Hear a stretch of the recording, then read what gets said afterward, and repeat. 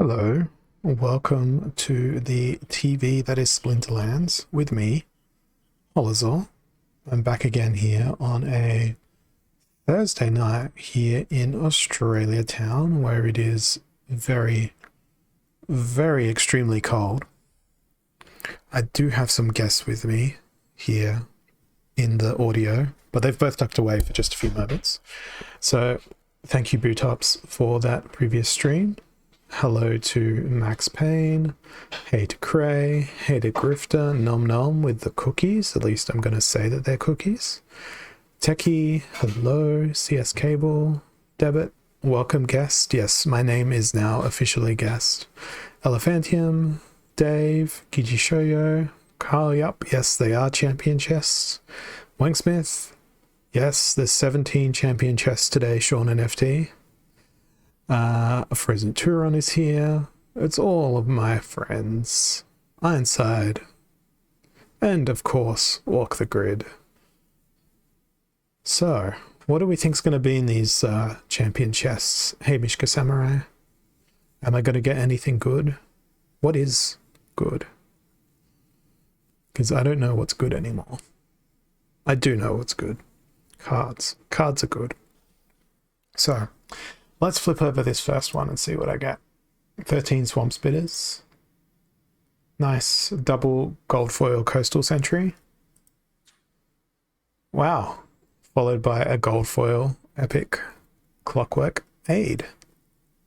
Then we got 50 alchemy potions. We got a pack. 24 alchemies. 13 Imperial Knights. 60 alchemies. Wow. That's lovely. 340 splinter shards. From one chest? From one chest, dearest Kevin. From one chest. 340 splinter shards. Now I can be a governance maestro. Delicious. Then we've got 6 of the Franz rough main. He is very rough in his main. 211 merits. A single epic Evelyn Olvera, 29 legendary potions, 2.6 splinter shards, 6 fire callers, a single willow wisp, and 2 gold foil common Tenacious grunts. So yeah, those splinter shards were pretty nice, and the gold foil clockwork aids pretty nice as well. So we're going to talk about a couple of things on stream tonight. The first of these is, just a minor little flex. And I know some of you may be opposed to this. Unfortunately, I've now slipped down to second on the ladder. But Archmage has been playing my account with my cards in Modern while it still can. And for a time, I was first on the ladder. Now I'm second through no efforts of my own. It's just because I have a diversified card collection. And seems to be working well. Not going to complain about that. So we are going to, and I'm sure you've spoken about lots of things with this particular SPS governance proposal by Yabba P. Matt, developer man, product man, Splinterlands man.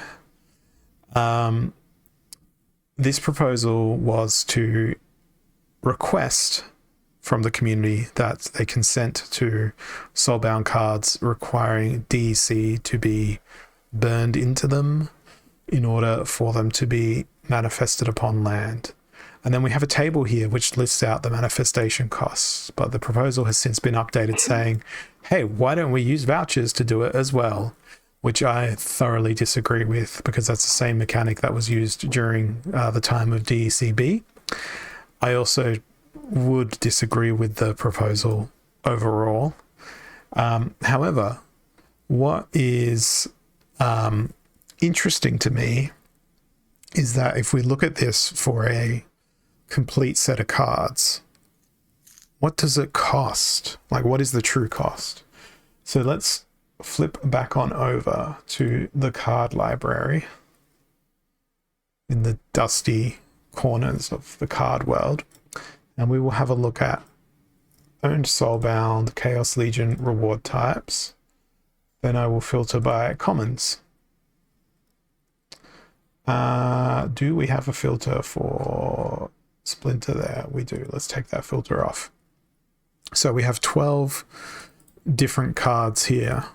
So I shall summon the calculator. Now I've done some calculating on this just prior to commencing my live stream. So going to split my screen up a little bit here. So I've got some calculators on the side. And we are going to save this tab and bring it out to here. And we have 12 commons, and they will each cost 4,000 DEC to unlock a max level copy. So that's 48,000 DEC for a max set of commons. And I think you guys are getting what I'm going to do next. I'm then going to go say, well, how many rares are in that set? Well, there's also 12. So the cost to unlock a rare at max level is 4,600. So 12 times by 4,600 is 55,200 DEC. That's 103,200 DEC just to unlock full max level commons and rares. Now we've got epic cards. There are 7 of them. Let's just double check to say all cards. Make sure I've got 1 copy of each of those soulbounds. Yeah, I do. Cool. So let's change that back to own soulbound. There are 7 of them. I could have sworn there was 9 of them, but 1, 2, 3, 4, 5, 6, 7. The counter doesn't lie. So epic cards, what do they cost to unlock? 9,200. So 7 times by 9,200 is 64,400. And then finally, how many legendaries do we have? We have 12 legendaries, and a legendary that is maxed out, and we're just talking about regular foils here, will cost 11,000. So 12,000 times by 11,000 is 132,000 DEC.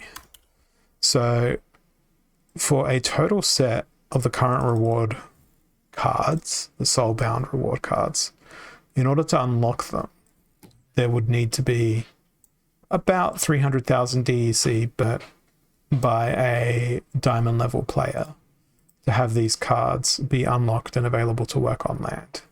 Now that's if it's just the common natural regular foil, wow, words, and not the gold foil. If it's a gold foil, these costs are larger again. So what I want to do is compare that to, if we just go over to Splinter cards, and we look at some of the set costs. Set value is, I think, the tool I want to look at.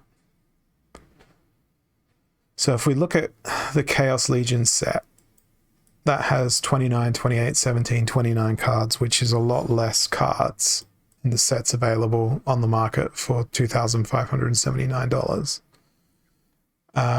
If we look at the Rift Watchers set, it's available on the market for $3,066. That's for diamond, though. So it's a little bit difficult because the rewards here, to get an entire set of the Chaos Legion reward cards, which are out there on the market right now, it would cost $153. So this proposal is essentially saying if you want to max out all the cards that you've earned and make them transferable, you need to pay twice what the current Chaos Legion reward cards, which are circulating as a max set on the market today, would cost you to buy. What are your thoughts on that? Insane. You didn't tell me this part before the show. Well, I hadn't worked out this part. I hadn't gotten that far. But I want to know what the feelings are in chat on this. because I've either lost people with my arithmetic, or I've made some people reconsider their votes, perhaps. Well, yes, JB Saints. Oh, sorry, JB Lever. I just instinctually call you JB Saints because that's how I knew you at the beginning of days. That's the thing. This is just stakeable in land, and whether or not there's going to be a greater cost to then make these cards transferable at a future date is an unknown factor. Yeah, this burn is just for the cards to be used on land according to the proposal. So yeah, if and when the alternative is you burn vouchers. You would need 1,498 vouchers to get a set of these. This makes me just want to sell all my stuff, to be honest with you. I'm sorry that you feel that way. I felt that way in the past as well, but allow me to inform you that you cannot sell or burn your soulbound cards. With them for eternity unless I pay DC. That's a reward, all right. So Max reckons he thinks it's still too low. It should be 10 times the collection power.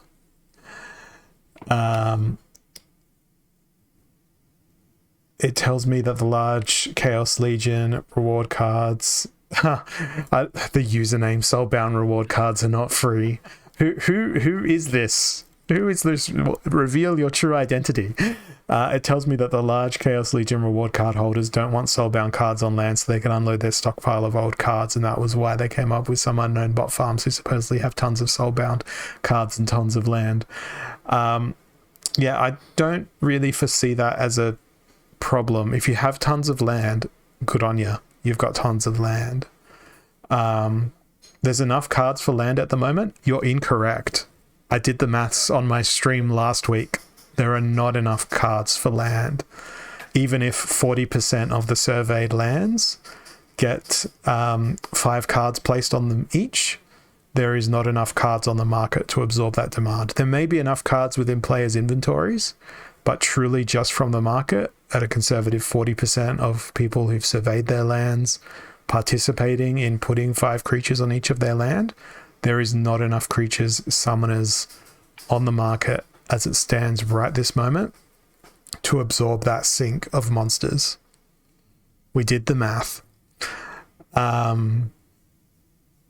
So I don't understand why people say there's enough cards.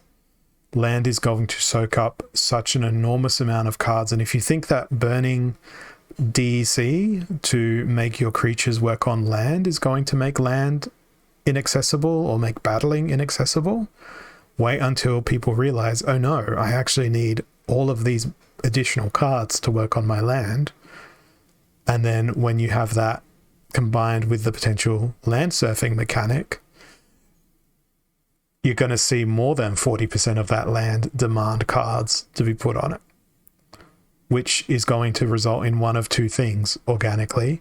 There will be demand for cards outstripping the supply, which will lead to an appreciation if supply and demand and the theory of that economic paradigm works. I like to think of it as land serfdom, Daru, as in, you know, the ancient form of governance, you know, where you work on somebody else's land but you own nothing. Seems awfully familiar with how contemporary society is going, but I won't remark on that any further. But there's also the further matter of all the cards that are on Nifty Arcade or Nifty Arcade, whatever it's called. All of those decks that are available for people to play with, those won't be able to be used on land. Because the other thing that I'm sure a lot of people have conveniently forgotten this detail, you have to lock your card and you have to own your locked card in order to be able to use it on your land. So yeah, I just want to put that out there for food for thought. Even with an enormous amount of reward cards in circulation, I don't think that they're going to be a threat to it. I would personally rather see something along the lines where you have cards not able to be used on land until they're out of print. Something like that would be interesting, because that would support the value of older cards and it would create demand for them. You know, a place for them to retire. But at the same time, those cards are awesome. I want to use them in battle. Like, these soulbound cards are awesome. I want to use them in battle. It's a bit of an interesting situation. However, if we get this with bots being banned in Modern, bots won't be farming reward cards in Modern. Bots will not be in Modern, hopefully. Yeah, look, there's always a way around things. Max is saying just ban lands. Please don't ban lands. When lands. But I'd be okay with soulbound cards not being able to work on land, as much as I'd love them to. Because, you know, I got some lucky soulbound drops. I've got some gold foil legendary soulbound cards. And let's put it this way, if I have to pay 50,000 DEC to unlock my BCX of Usut here, let me just bring that proposal back up. What would it be? Per legendary gold, yeah, 25,000 BCX. I'd need to spend 75,000 BCX unlocking my Usut here, when I'm fairly sure I could jump on over to Peak Monsters, hit buy, go gold, legendary. Here's an Eyes of the Fanged who have exactly the same production value. If I was to add an Eyes of the Fanged to my cart, that is 42,000 DEC. I don't understand why I wouldn't just go and acquire another card. I think we're just too dumb to understand. That must be why. I mean, yeah, it's technically a discount on the gold foil because it's 25,000 DEC for a single BCX versus 42,000. So I guess there's like 13,000 stuff in margin. Okay, here's a post that Tuga Champ has linked saying vote against the proposal. Let's bring this one up and have a quick look. Yeah, I'm going to bring this up on the stream here. We'll have a quick read. So this one's by olaf.gui. I disagree with this on several levels. I start by saying that I have no land, so it doesn't affect me. I still disagree and want to give my opinion. It is mostly irrelevant. Even without an extra cost, I'm very confident that less than 1% of the cards working on land will be soulbound. This is coming from someone who plays in Diamond Champion. Most of my commons are at level 7 or 8. Most gold foil commons are a bit lower than the regular foil. The exception is gold foil Wily Coyotean. Yeah, like I've got those exceptions as well. Tuga Champ in my collection. I've got a couple that are maxed out and some that are not yet. Assuming a player who's playing at the top league should be able to max out most of their soulbound cards, is that really a problem? Are they really going to stop playing with some of these cards to use on land when they can buy multiple max copies of cards? Oh, look at that. It's exactly what I was talking about just before. When they can buy multiple max copies of cards with similar effects on the market without hurting their gameplay. Unless they have the max regular and max gold foil copy, this won't come into play. And if they do have both maxed, they should be rewarded for it. It doesn't matter if someone has 1,000 or 10,000 accounts farming for rewards. They can't put all of those copies together. Are they going to work their lands with silver level monsters? You're saying that someone invested money creating all those accounts, bought all those lands, and they're going to save a fraction of that cost when cards are so cheap to use silver level monsters on their land. And if there's anyone with many bot accounts in Champion, congratulations, you deserve to use those cards on land. We're assuming rewards will stay the same for the next months. They won't, thanks to the numbers of SPS requirements. Most players will earn a fraction. Depends. I don't think it'll be a fraction. It'll be a portion. But I see fraction as really tiny bits. Portion as slightly larger bits. But mathematically, fraction is the correct word there, I suppose. Cards will be earned at a much slower pace. And when it comes to the bot farms, the SPS requirements apply to every single account. Yeah, that's an interesting thing. And the cost is absurd. Look, I think I demonstrated that earlier with my calculation. It's double the cost of the previous reward set, and you'd be able to buy 2 of the previous reward set in their entirety for the cost of just being able to get these cards to work on land. So yeah, I'm already voting no on this particular proposal. I believe I voted no on the pre-proposal as well, but that one doesn't really matter all that much. It's the real proposal. What fraction? Yeah. The mathematics are a little bit funny. But yeah, my response to this particular one is, again, allowing vouchers to be used on this achieves nothing. It does not achieve the DEC burn. Sure, it is consistent with previous offers, but just because a previous offer was an offer, it doesn't mean you have to repeat it. Now, So 2 over 1 is technically still a fraction. yes, it is just equal to 2. I saw a meme the other day about 3 multiplied by 3, then 3 cubed, and then the square root of 9, and then the same operations being done to the number 1, except there were many more other operations that could equal the number 1, and how somehow number 1 was this big alpha number compared to the number 3, because many more operations could be conducted on it that would end up in 1.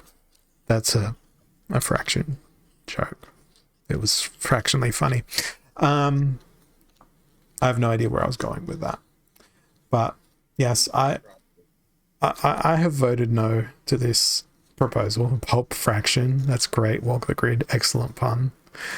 I voted no to this proposal, and it's one that is not something that I see will be super duper popular. I mean, it's not popular judging by the comments on that thread in terms of the main player base. And as I said in my stream earlier in the week, I would like to be seen as the people's whale.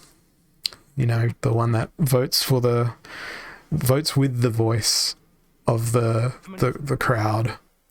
How many other people's whales do you think we can recruit?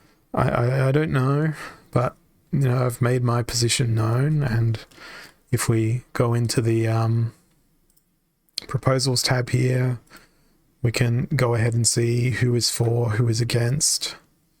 Yes, you taught me how to do that, or Rick did. One of you did. So we've got Wolf SL, Fighter for Freedom. Nice name checks out.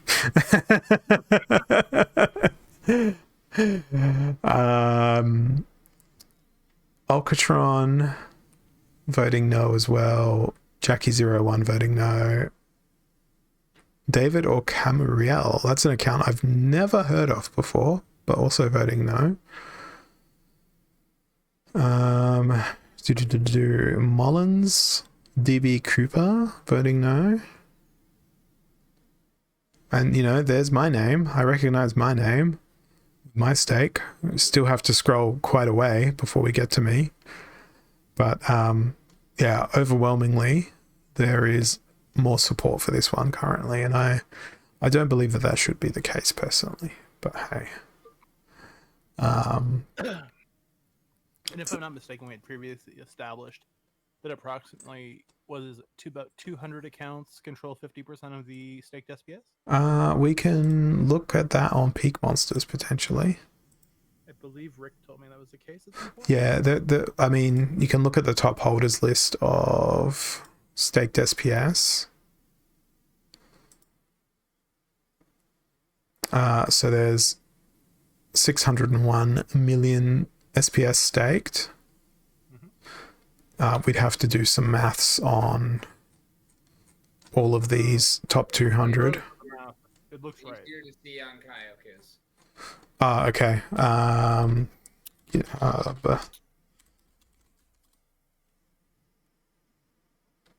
Here we go. Rich list. Staked SPS. Generate.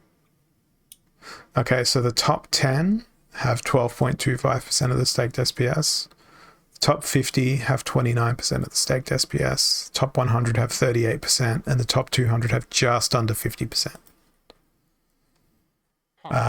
Now I am in the top 150, I believe. Yeah, I'm 124th for staked SPS. 0.14%. I'm not even the 1%.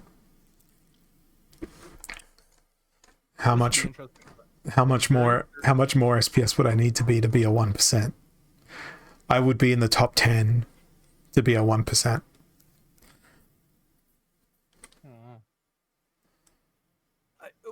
I'd be very curious to know what percentage, on this would be complex math, of accounts have 25,000 SPS or less as an arbitrary cutoff, to see what percentage of community engagement would need to be mobilized by ordinary players to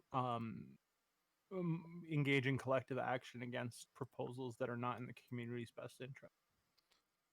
I'm also now interested to see how that DEC distribution goes.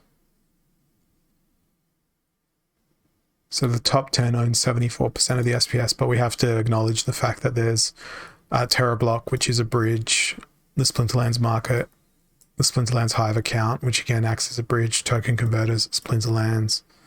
There's many, many accounts here that are transactional accounts that would need to be removed from this, because null is in that list as well, in order for this to be fairly accurate.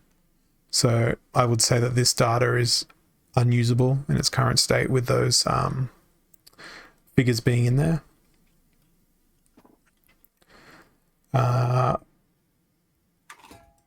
Oh, sorry, I'm just catching up on the chat now. Apologies here. Nice, look at all those for the proposal. Almost everyone voting with over 1 million SPS is voting for it. Yep, that is what we saw based in there.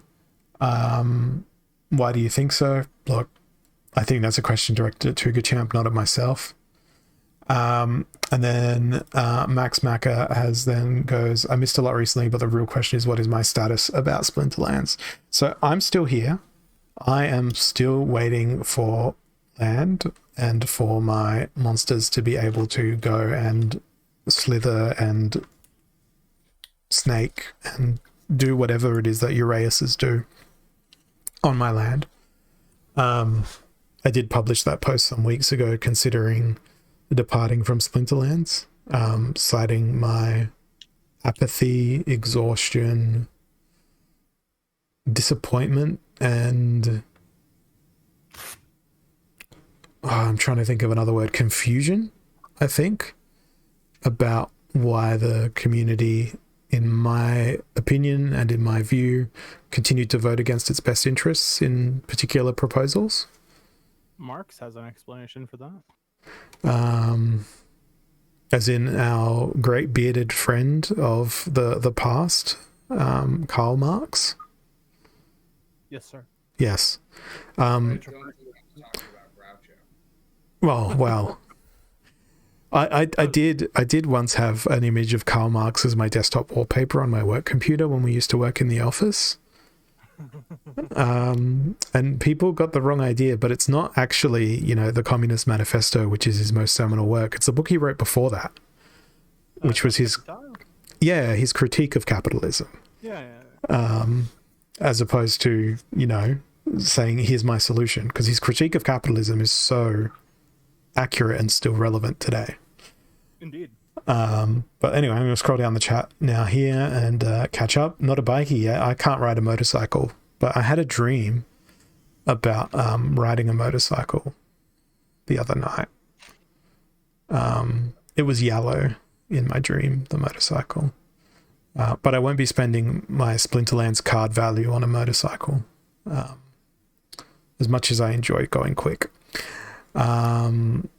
Remember, all soulbound cards were supposed to be used freely on land initially until the card lords picked up their pitchforks. Look, people have called me a card lord in the past. So I don't know. I was gonna use some of the cards. Anyone know what time the SPS staking requirements go online? I don't have a clue because it's not in my time zone and they didn't publish the time in UTC. I think that all times should be published in UTC because we are a worldwide community and UTC is easy to format. But when something is said like Pacific time or Western time or Eastern time or whatever, it means nothing to me here in Australia. So I don't know. That should be a proposal. 100,000 DEC just to have dates published in Unix time. It'd be great. So I'm not going anywhere. Look, I'm gonna go somewhere tomorrow night. I'm gonna go get some nice Portuguese tarts with my wife from the bakery because they are delicious. Well, I've never actually eaten them before, but that's my plan. Don't leave. What are we gonna do without you, Holazor? There's other people out there. And look, let me put it this way. When I made that statement saying if the right offer comes to the table, I will accept that offer. Not a single person entertained me with a single offer. And that's okay.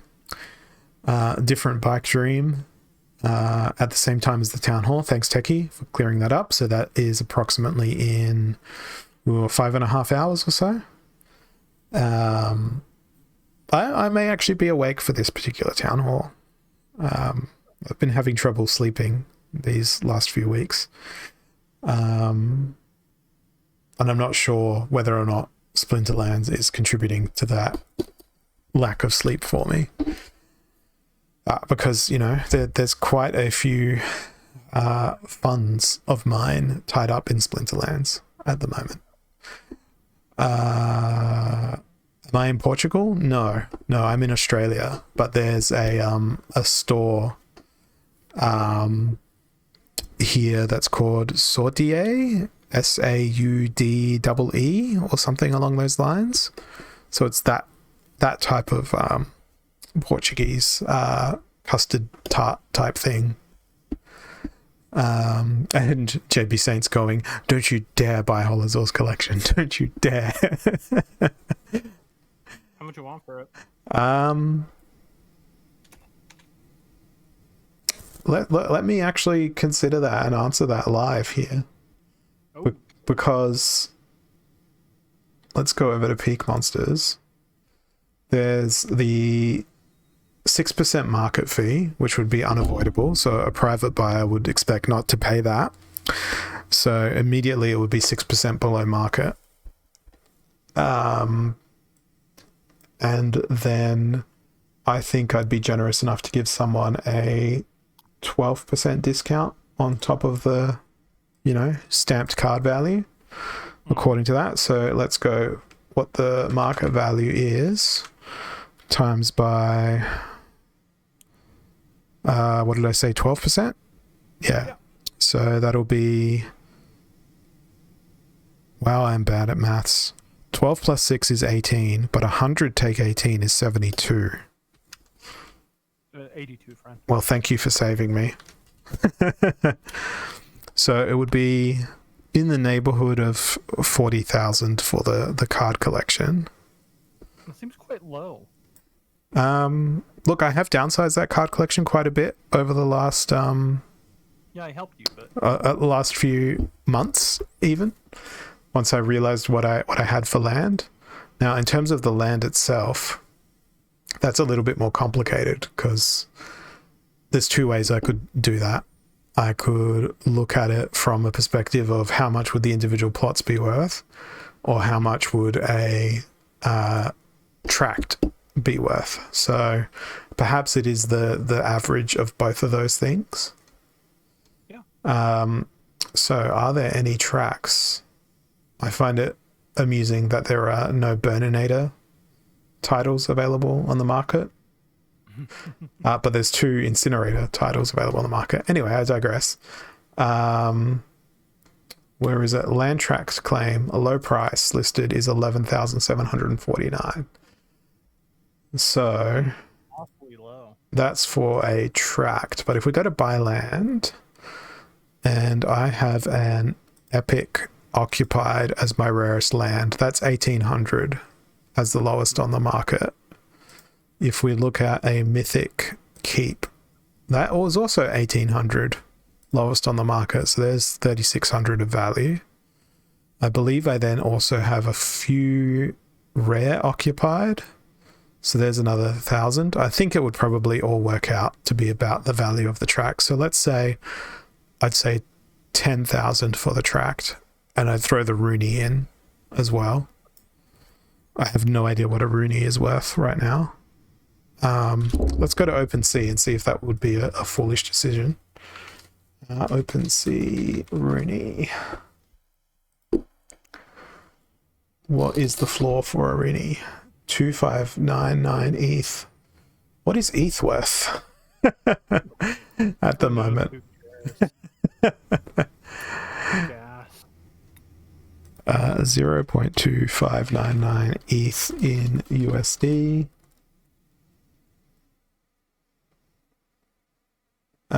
Okay, so in Australian dollars, around 760 Australian dollars, so that's probably around 450 US. So yeah, For one E? no, for the Rooney. Oh, okay.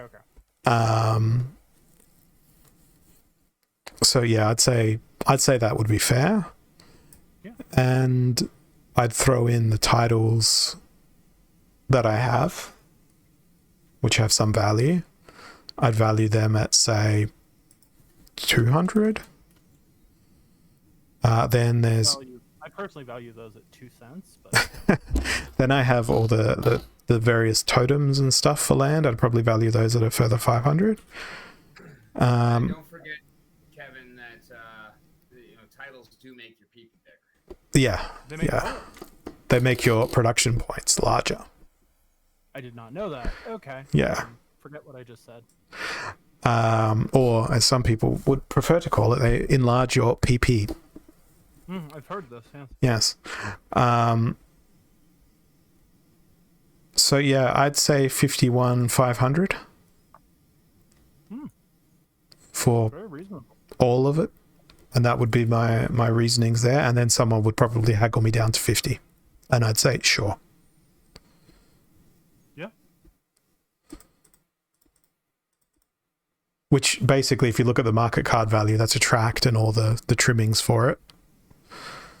For basically the tract is embedded into the cost of the card. So if I was to put all of this onto land, and this is another thing here, am I going to get 50 grand worth of SPS back in the long run for locking up that 50 grand? And I think not. So there's that to consider along the way. Plus, of course, I have 5 million DEC sitting on Hive Engine, so that's probably another three grand at current prices. So yeah, 53 grand is, what's that going to be USD to AUD? That's a significant sum of money. It is. I believe it's also more than what the daily market volume is in Splinterlands. Yeah, it's around 80,000 Australian dollars. Which, to put it into perspective, is a luxury large vehicle or a house deposit. It's a incredible amount of money. So, and the other thing that I also want to make clear as part of this stream is I have bought cards, I've sold cards, I have traded cards, I have done all of this. All the money that I have in Splinterlands, it is not capital that I am missing from my personal finances or anything like that. I have every dollar that I've put into Splinterlands, I have taken out in some way, shape or form. And further, might I add, due to the Australian taxation system, I have also paid tax on.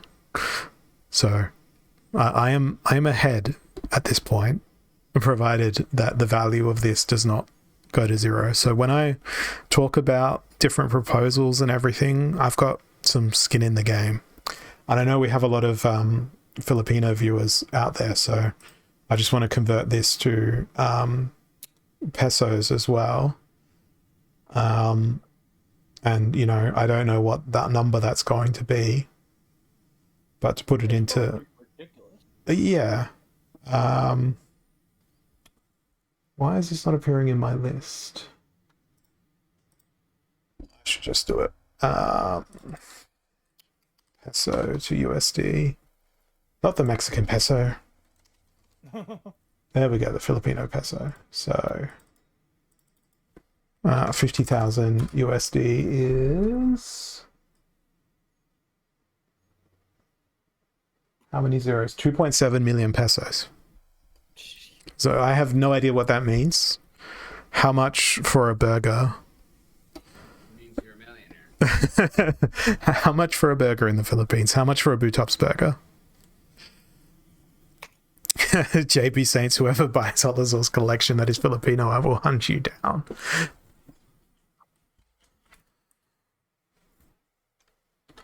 So yeah, what I'm getting at is I say all of these things about the 1k SPS for the burger. It means I can have 818 burgers. That sounds pretty appealing. That's a lot of calories.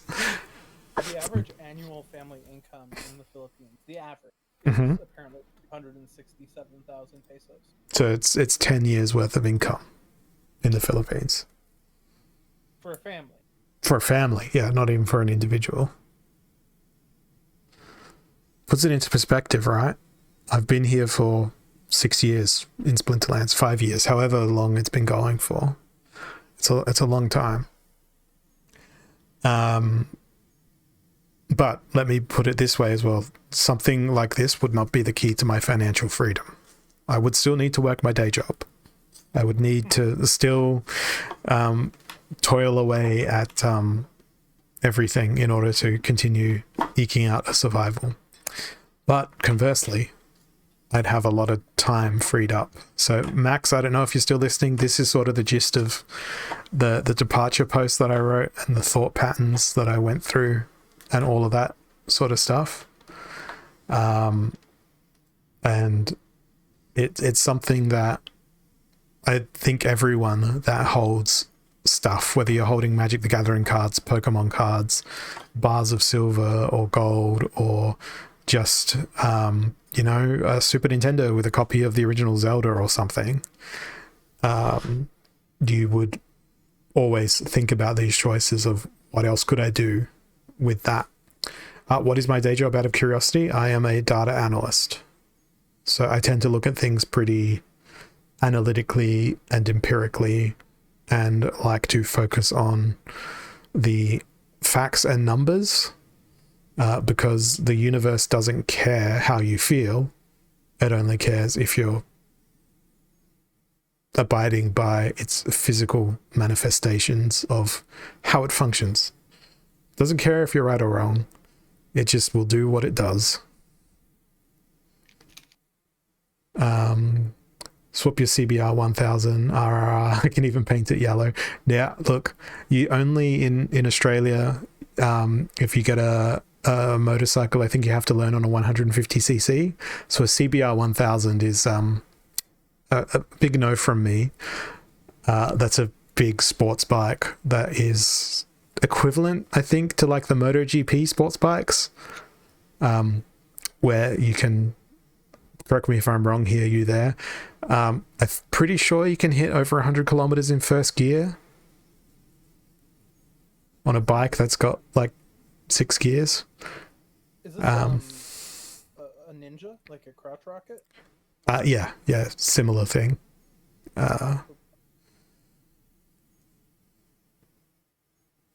This was a Harley, man. Nah, I would want to be a sports bike man. You don't even know what the other 5 gears are for.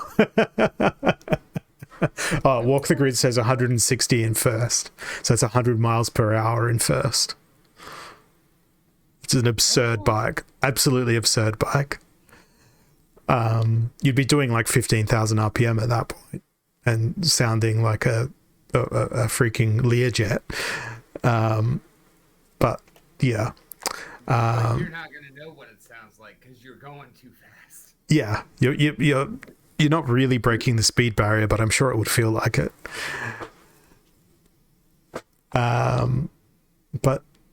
Yeah. Look, I learnt on the job with the data analytics stuff, Skirin J. My academic background is actually in visual art and design. So I learnt all of my data analytics stuff on the job. I will buy. Do I accept an installment plan? No. No, I would not accept an installment plan. Unless it was governed by a smart contract and the funds were held in escrow by that smart contract and they were disseminated to me on a regular basis and the money was already there. But then why would I accept the installment plan if the funds were already there? Tax reasons? Yeah, that would be a potential thing to spread the capital gain over multiple tax sessions. Because then you would be able to have a reason to call G.G. Wentworth 877 cash. But I'm so glad y'all got that. no, I do my own tax. After last year's experience with the taxation accountant that I used, I was very disappointed that I'm fairly sure I put more hours of work into it than they did. That and their software was terrible. But words. So I don't know how many of you have seen that amongst all of this cheerful conversation that we've just had, I burnt 100,000 of my own DEC, not in the burning event, but to raise a governance proposal. And the governance proposal that I raised was the one that I started writing on stream earlier this week. But it's modified a little bit from what I presented to you guys on stream. So I don't know if you guys have gone and seen it, but it is in the pre-proposal phase right now. So I guess this is my unslick presentation video where I will read exactly what I said. This proposal, who would have thought? This proposal was a response to the previous failed proposal by Bulldog that suggested the DAO spend 500k to acquire DEC. Instead, I propose the following. Convert DAO stablecoins equivalent to 250k to HBD. I'll get to that, Max. Deposit 246k HBD into savings. Why less than 500k as per Bulldog's proposal? Answer. This keeps the DAO diversified and allows for others to propose alternate uses for the remaining stablecoins. Currently, HBD offers a 20% APR. Earn interest on the deposited HBD. Divide the earned HBD interest by the number of days in the month, then divide this by 2. Use half the calculated amount to purchase and burn DEC from the market each day. Use half the calculated amount to purchase and acquire DEC for the DAO treasury. So basically you are depositing the HBD into savings. You're earning interest on that savings monthly. Each month you divide it by the number of days in that month. And then each day you go and purchase half DEC, burn it. The other half DEC, send it to the DAO. So that's why 4K USD of HBD is immediately made free to commence that daily buy and burn until the first lot of interest comes in from that 246k HBD. So proposed scenario, considering the HBD APR and a proposed 246k USD in HBD, approximately 133 HBD of DEC would be burned per day. At the time of writing, now that needs a little edit there because 133 DEC of HBD would be purchased every day. At the time of writing, this would result in buying and subsequently burning 75,000 DEC on the first day and adding 75,000 DEC to the DAO if that day was today, which was when I wrote that proposal late last week. The second day would see similar buy and burn pressure. To avoid prediction or gamification of the timing of the buy, a random number generator should be used to determine each day's time of purchase, so it would not be able to be predicted or front run by people intending to manipulate the market. To ensure immediate implementation, we deposit only 246k and use the remaining 4k as a seed to start the daily buy burn process as soon as possible after the approval of this proposal. If on any given day DEC is greater than 0.0095 DEC, which is 5% below the peg, the excess HBD compounds into savings, earning a return for the DAO. It is important to note that the DAO shall acquire these funds in a way that is not likely to spike the volume of HBD in any given day, meaning the buy order and deposit into HBD savings would be staggered. Benefits: consistent removal of DEC from supply while below peg, earning returns on stable HBD balances through the Hive blockchain HBD APR when DEC is at peg.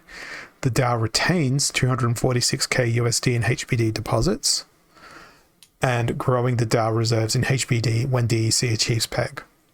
Downsides or risks: difficulty in understanding the mechanism of HBD and its integration into the Hive blockchain.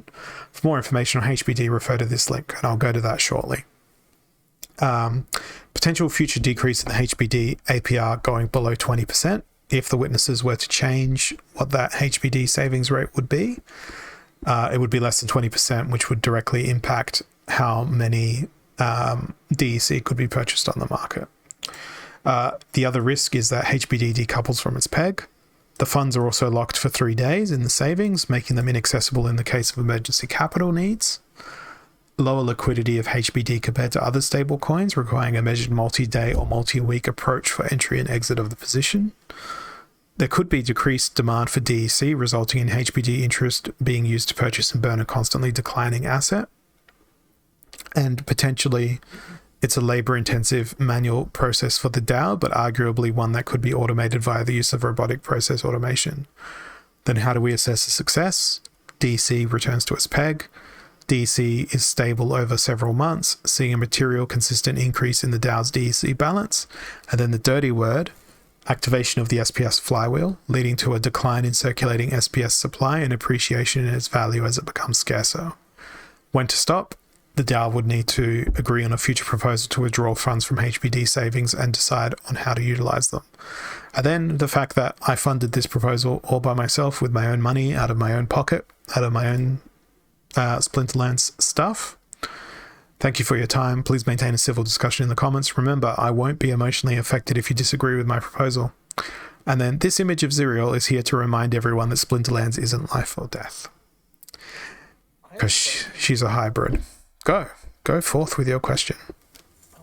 One question I did not consider in evaluating your proposal is what if excuse me, what if there is some type of emergency event that significantly disrupts markets or Hive, and logically the DAO would have to respond in a rapid fashion.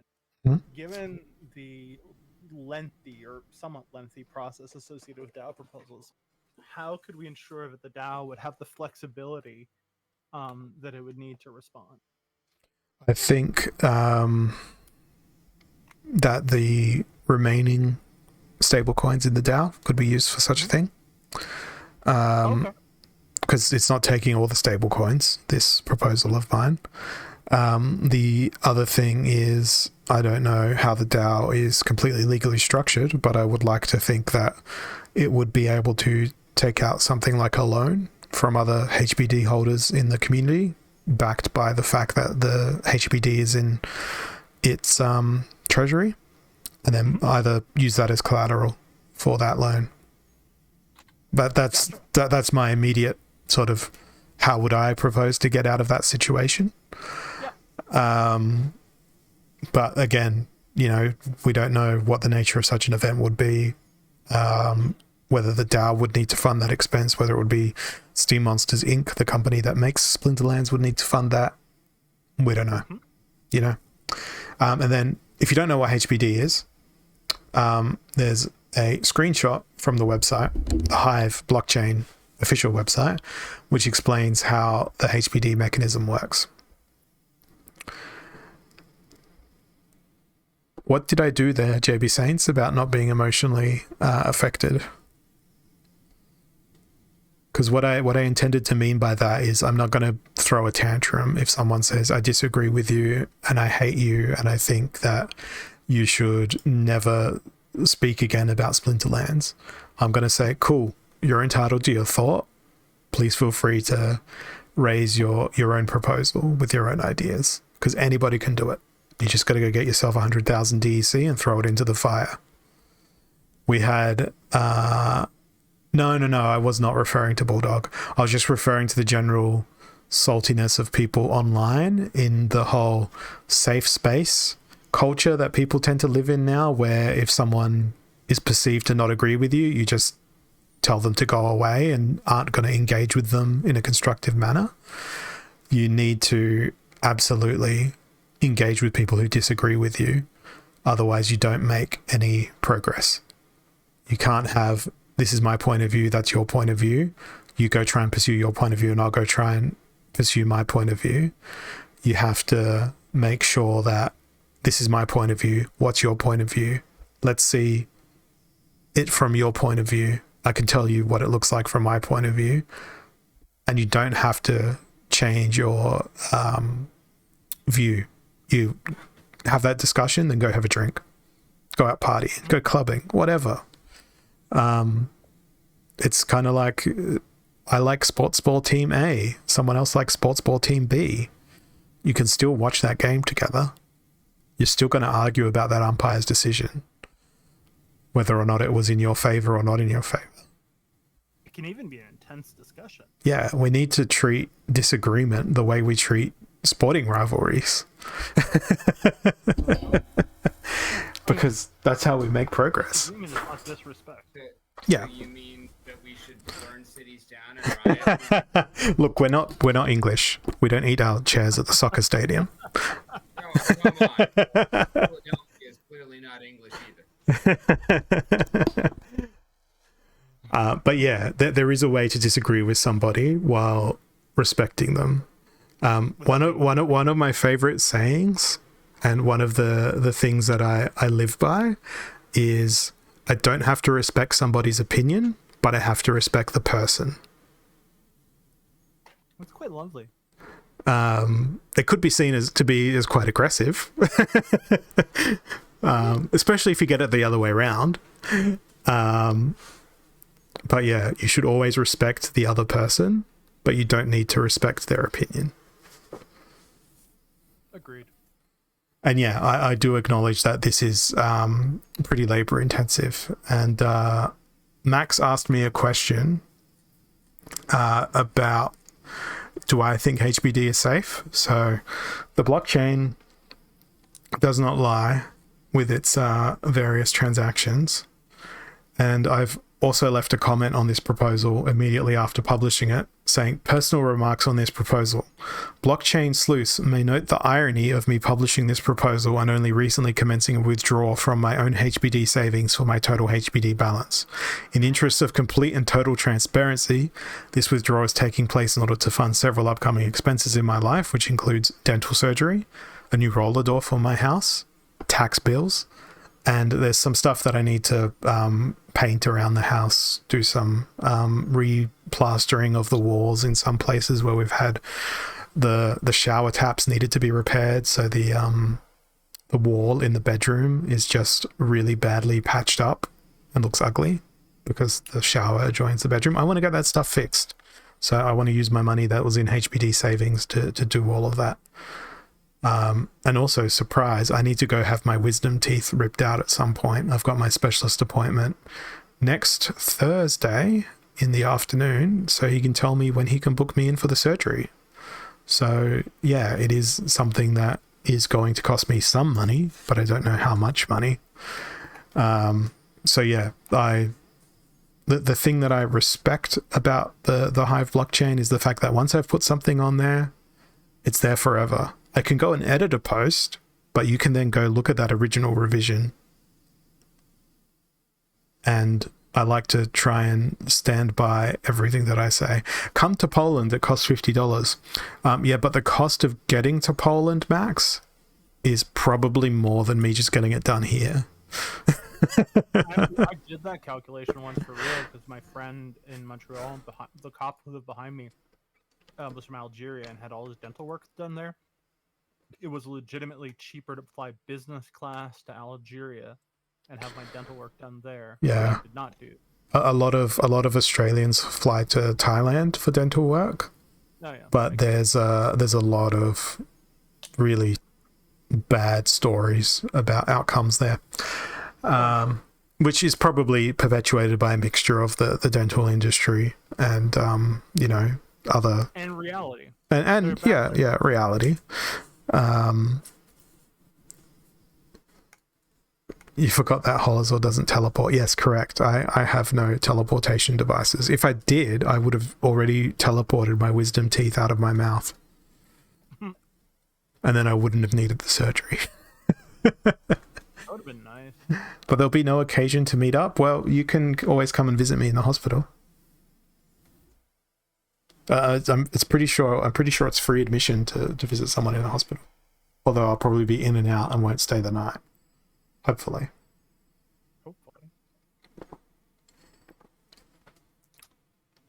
But yeah, they're not causing me pain yet. But I'm sure once they're removed, there will be pain.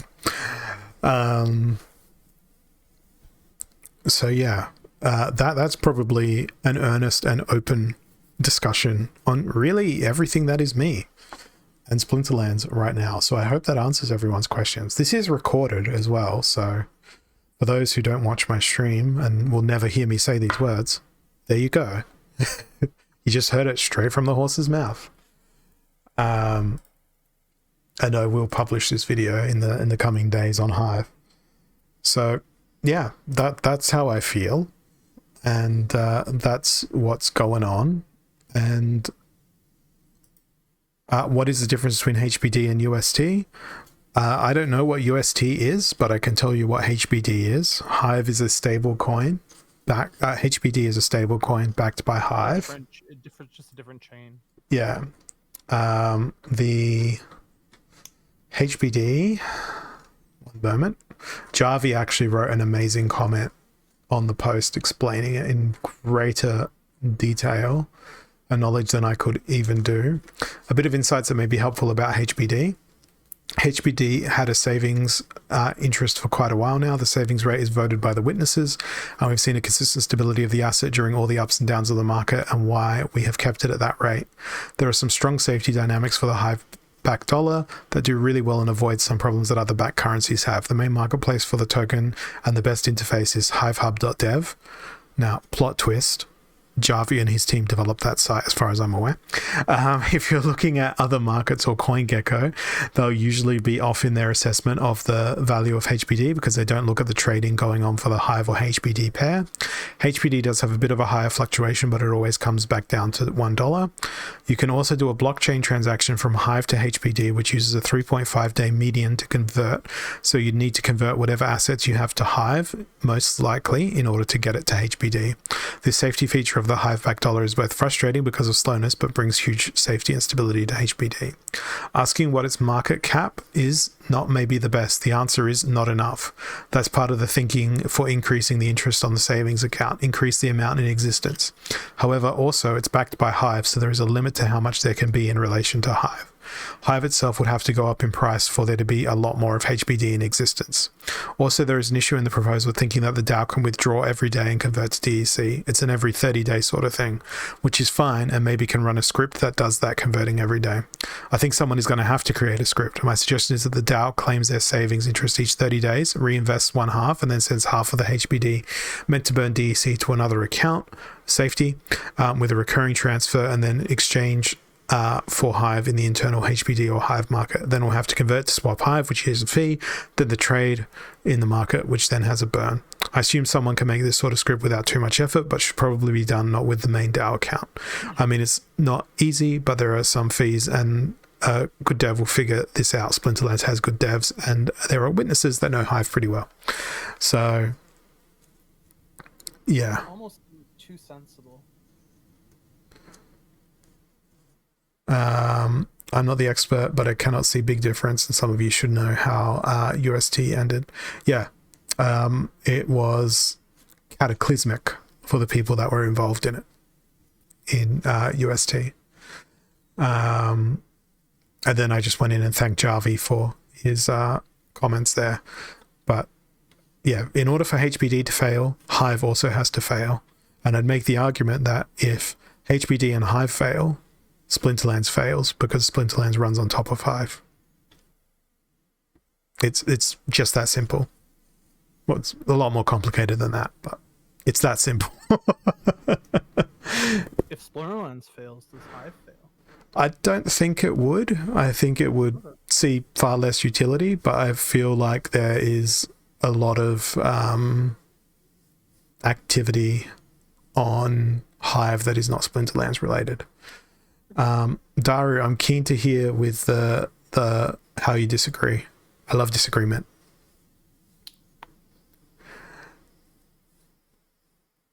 I'm going to pause while he types. I'm going to take a drink while he types. Unless Daru's argument is going to be, if you send me land, all the problems are solved.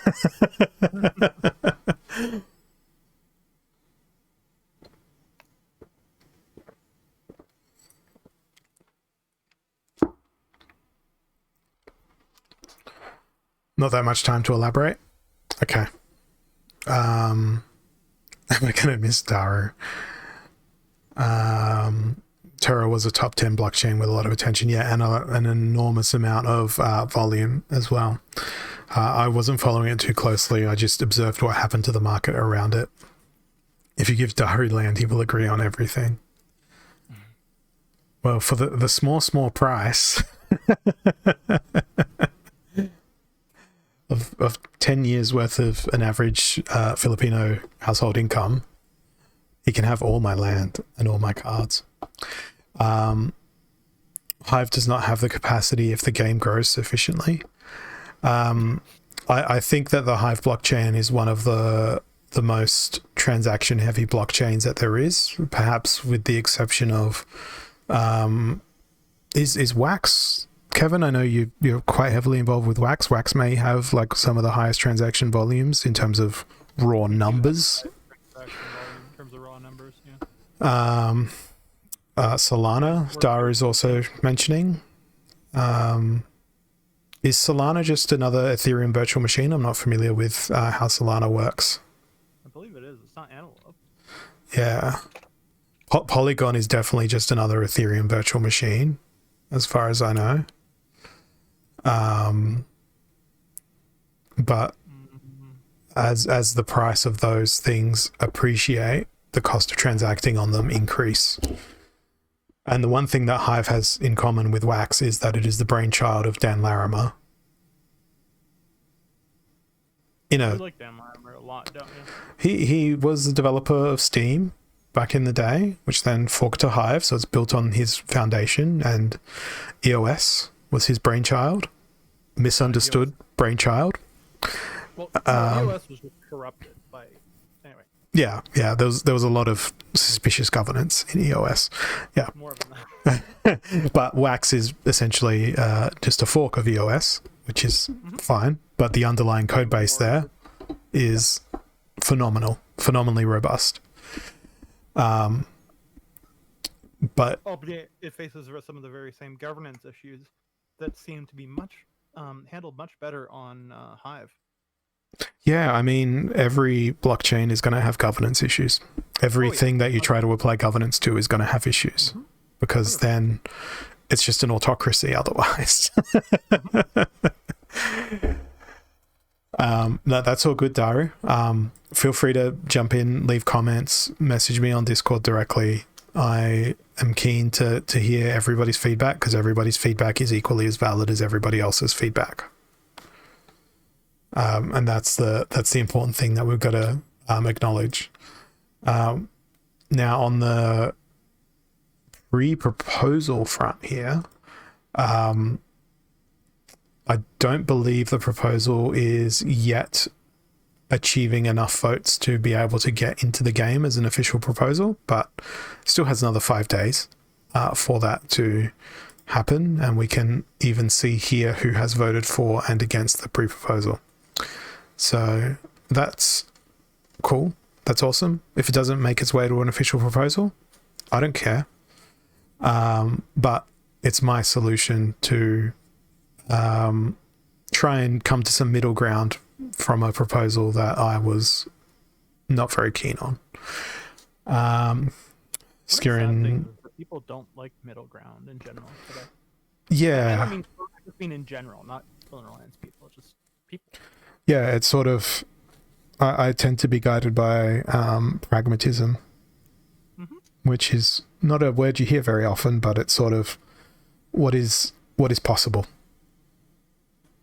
Yeah. Essentially. What is realistic. It may be complicated and difficult, but it is what it is. We gotta do what we gotta do, man. Okay, so it decoupled Skirin. So it sounded like there was vulnerabilities in the way in which the algorithm was put together.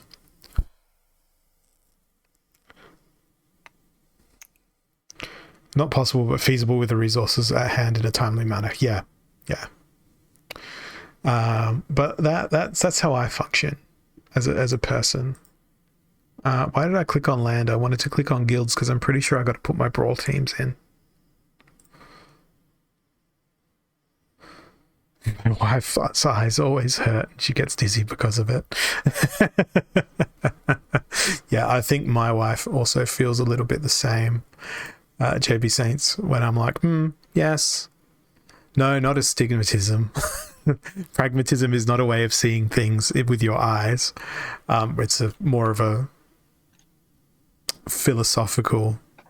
I don't even know if it's philosophical. I think it's just the fact of being realistic and being methodical in making your decisions. But I can do some brawl teams here. And the first brawl means I can use Quora, but it's also lost magic, so I can't use Quora. Close range up to 11. I wish it was 17 mana so I could play Llama Cornelius and just GG, but it's not. And I don't even... I can do Cornelius somebody, but who's that somebody going to be? Because it has to be 3 mana. Can't be Mylor though, so it would have to be Wizard of Eastwood plus Cornelius, which is probably a terrible idea. Maybe I play Ilthian and then use... Where's that gladiator that's got shield? I have astigmatism when opening my wallet. I wouldn't say that pragmatism is the opposite of being hopeful. Pragmatism is quite literally the middle ground between being hopeful and full of despair. Or it can be. It can be hopeful. And it can be despair. I'm searching for the ability to despair in Splinterlands now when I wanted to search for heal. Because I wanted to put Hugo Strongsword into my team as my main tank. And then I was going to select a couple of other creatures, like a cleanse and a triage, and possibly the celestial harpy. No, let's go halfling alchemist for our brawl team here. A very hard cutting question. Which one? Can I ask you a polite Yes. but very hard cutting question? Go for it. There has been talk that the team failing to deliver something is killing the game. Okay, fair enough. Whatever. Right. We don't need to rehash that. Could you conceive of a world in which the DAO, The DAO could kill the game? on the basis of its decisions? I don't have an opinion on this. I'm asking you. I think that it has made already some decisions that have led to increased... We'll use the word despair because it's popular in the recent discussion, which has led to despair, although apathy is probably a better word. However, I would allege that many members of the community are unable to equate the cause with the effect, and consequently then unable to recriminate the fact that to some extent, the only people that should be blamed is the community themselves for making some of the decisions. Because I don't know if that's the answer you expected from me. kind of, yeah. It actually kind of is. Because one of the things I'm seeing, and I have not been around for nearly as long as you, is that it seems like good, well-meaning people in the DAO, marine mammals, as I like to call them, whales, are putting forth proposals that they probably think are in the best interest of the game, but that are not necessarily always fully thought out. But these proposals are being put into place to fix things that the team should be fixing, not the DAO. Yeah, and furthermore, I think that there's other things that may not necessarily require a DAO vote. It could just be, this is the way things are going to be from now on. Yeah. And then the community gets to enjoy that period of angst between the whole, is this going to happen, is this not going to happen, rather than just going and accepting that, hey, this is going to happen. Right now we're used to things not happening. Yeah, I mean, when land. Yeah. I need not say more. This is not to be rude or to be confrontational. It's just not towards you or towards the people who make proposals. It's just sometimes there seems to be this cognitive disconnect between the DAO's responsibilities and the responsibilities of the people who are actually making, well, I presume they're still making, I mean, they've had to make cuts, but profit from what they're doing, who are earning a living doing it. Yeah, and I think the other thing that we don't have exposure to is what's coming, what's launching, what other plans there are. Does Divine Shield proc with Lorna? Yes. Unless that rule set had Divine Shield, but I also played Lorna, then it only procs once, in which case I would have made a mistake. But I was talking while making my team, so my attention was divided there. Mr. Asian Heart, I don't even remember what the rule set was for that previous one. But this one I get to play 2 gladiators, but no archers, and everybody gets the same amount of health. So with that in mind, and 40 mana as the cap, I feel like I love the dragon death combo. And I think that's what I'm going to go for here. Because first we'll bring out the Bloodlust creatures. There's the double strike plus magic, which is always wonderful. Then we'll throw in, that might be a little bit too expensive, but I like me a bit of life leech. So we'll throw that in, but I want the Desert Dragon up in the front. And again, I'm searching for the monster instead of searching for the ability that the monster has. I want the Desert Dragon there, the Arachne Thug in second. So I've got that double trample action going. We want to throw in a triage because that's one of Death Splinter's biggest weaknesses, the lack of a triage. But thankfully, we have neutral Spirit Hoarder to the rescue. And then for the final card, I'm going to throw Void Dragon in the back line. It's a very magic heavy team. I reckon I'm going to throw in another sneak. Silent Shabi. Unfortunately, none of my opponents have submitted their brawl teams because this is pretty much the first few moments and minutes of the brawl. Indeed. Back to basics, reverse speed, odd ones out. What a terrible rule set. Like, actually terrible rule set. The only thing that would make it worse is Silent Summoners, which thankfully it's not. Okay. Who is the slowest team in the world? Well, if they play Quicks, it's ill-advised. So I've got the choice between Ilthian and Ouster. I'm going to go with Ouster. And then I'm just going to spam Magic, because the likelihood of there being an Ouster played is probably lower, because he's not as widespread. I also love playing recharge monsters in Back to Basics, because it's kind of like they're designed to attack every 3 turns, but when they attack every turn, they're kind of broken. Yeah. And then we'll sort by health. And I actually think I want to play one of the new reward cards here, but doesn't seem to be available in my brawl, which is pretty annoying. So instead it's going to be an actual Crypt Beetle. I know it's an incredibly popular card. And we'll throw in our team.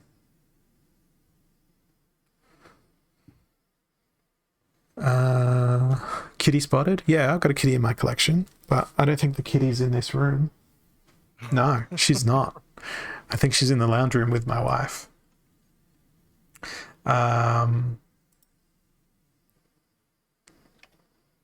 Yes, it is Prime Rogue on the telephone with us via Discord. We've both got our rotary dial handsets in our clenched fists. How goes it, ya believer? Jobby. Or Jaw? Jobby. Oh wait, that's Jobby Saint. Yeah, it's Jobby Saints. Oh. Yeah. Oh, sorry, Jobby. Max Macca says, I've recently had a few discussions about Web3 gaming, and in short, in his opinion, we're not in a good place. Not the gramophone. What do you mean by that, Max? I mean, there's lots of... We could go down a path of like a blockchain is just a decentralized database. Mm-hmm. And not everything needs to be a blockchain. Exactly. You could execute a game like Splinterlands without the blockchain bit. It's all about the philosophy. That philosophy of ownership. All the best devs I know have recently been telling me that the future of blockchain gaming is to make the end user not realize they're on the blockchain. Basically, it's got to be invisible. Assets, get rid of tokens. I know that's going to be controversial to a lot of people. Well, it's not a token as such if it's just your in-game gold balance, but in the background, that gold is a token. Sorry, then remove any ability to withdraw tokens to liquid external markets. Oh, okay. Remove play to earn unless it's earning on the basis of the resale of an appreciated asset. Gotcha. Exactly, Max Maka. Currencies kill games. I mean, you had WoW gold farmers for a very long time. Yeah. You see, I would have loved for Blizzard to continue have experimented with Diablo 3 with that real money auction house, because they knew people were going to go underground and do it. So they're like, you know what? We're just going to have it in game. Enjoy. Mm-hmm. And I love that. That made me want to play the game more. Yes. But then they removed it, and I was like, why should I play it anymore? Yeah.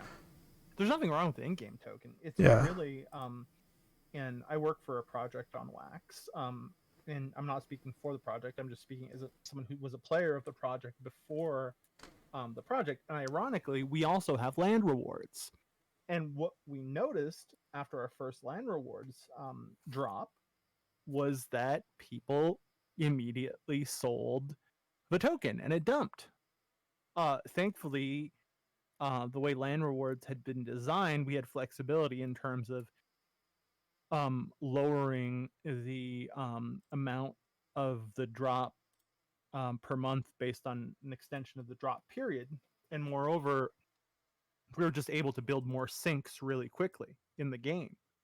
But if someone keeps dumping your token on the open market, your game's not going to survive if the underlying philosophy is P to E, play to earn, instead of enjoying the game. Well, I think with Splinterlands, it's probably insulated from that because SPS is getting dropped on everybody every single day already via battle rewards. And many of the other rewards from land will be illiquid. The Secret of Praetoria, magical research points, all that other stuff that we don't know about yet. Kudos. I think that's actually a move in the right direction for a long-term viability perspective. But I really do think that what makes Splinterlands vulnerable, personally, it is tokenomics. And the massive amounts of so many different currencies that are out there, and the way this has been normalized. Tuga Champ raises a super interesting point. People should look at Magic the Gathering Online's history as the basis of play to earn.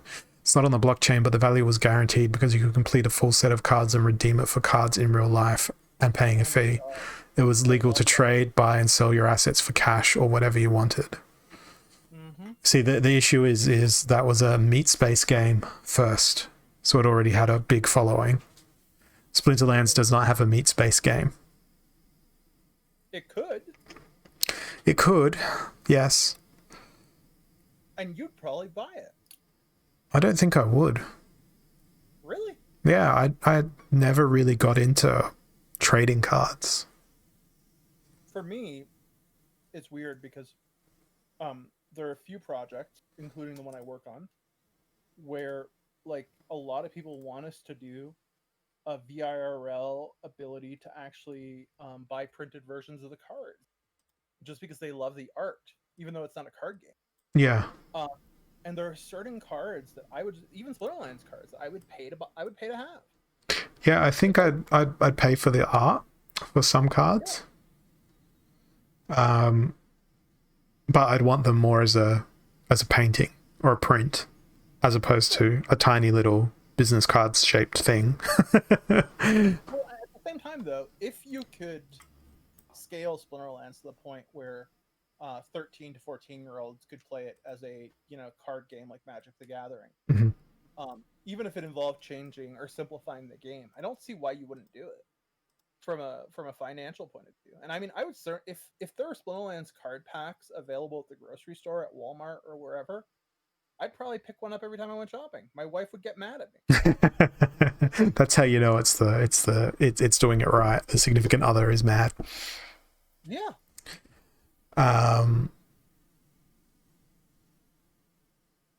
Like, I'm doing a Walmart order right now, and this is not an endorsement of Walmart, but I'm adding a pack of Magic the Gathering cards.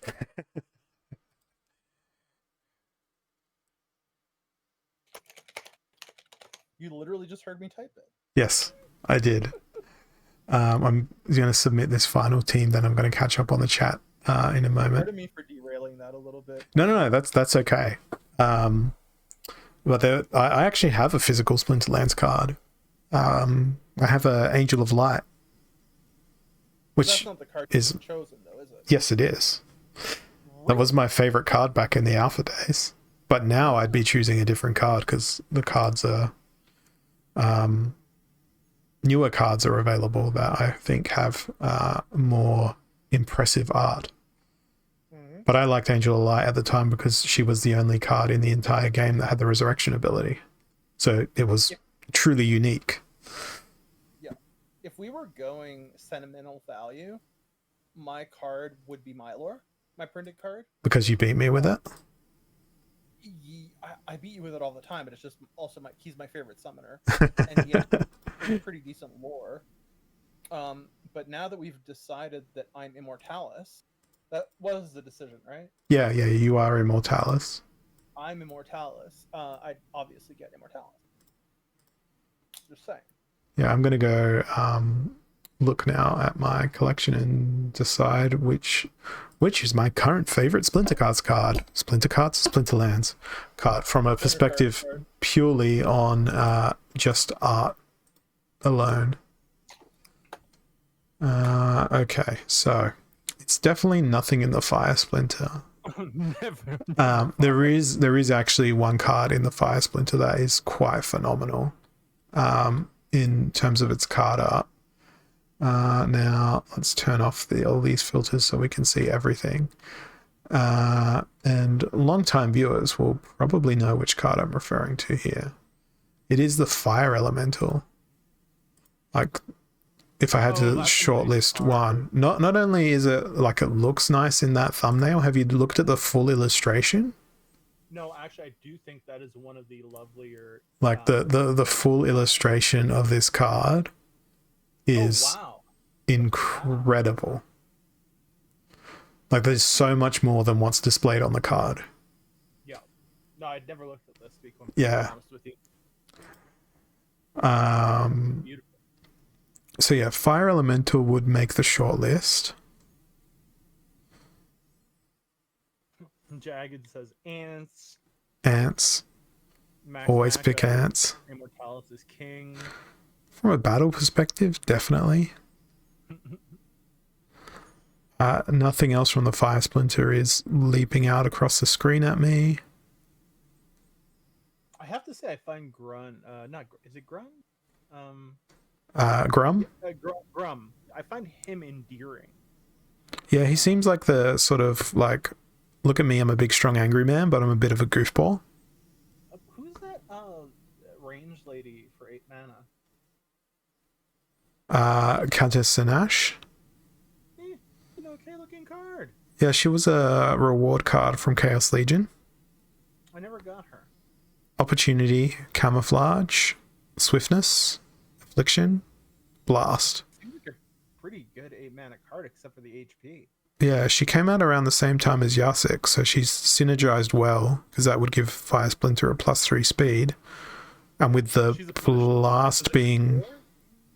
look, she'd be vulnerable to opportunity, and conversely, she'd be vulnerable to sneak as well, with her low health. Yeah. So you'd need to play her with some armor of some sort, or hope that she's just going to dodge everything. I'd have to say. Yeah, it's pretty decent. It's a different style, though. Completely. Yeah, it's more mature than some of the others in terms of the complexity of the rendering of the art.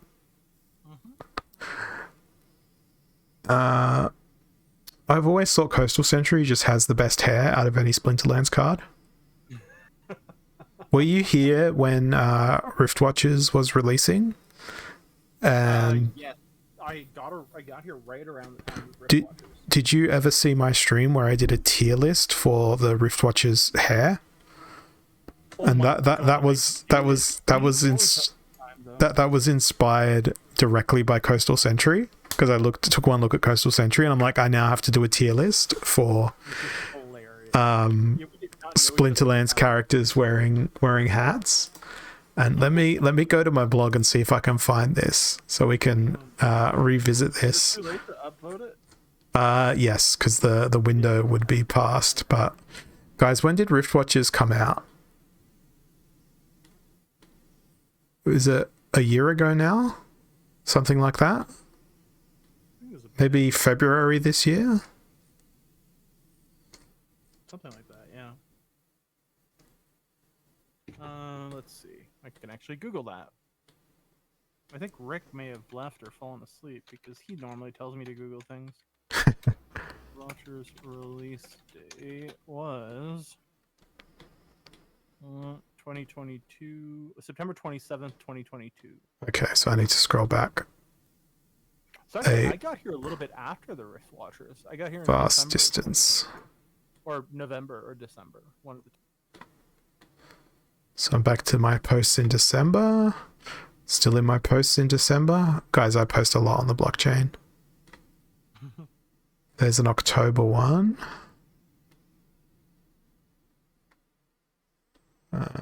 There's October still. October still. Here we go, September. All right. Today's stream involved a lot of dying.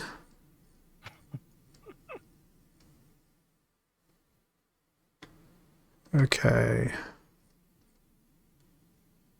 No, it wouldn't have been there. Okay, we're closing in on it. Okay, so today's stream was on the eve of the Splinterlands release of Rift Watchers.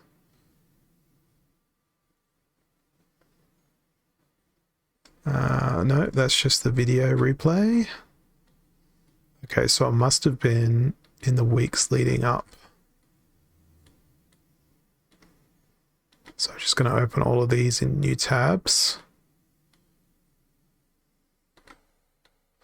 Because we knew about these cards a little bit before the release. Rift Watchers. So it wasn't in that post.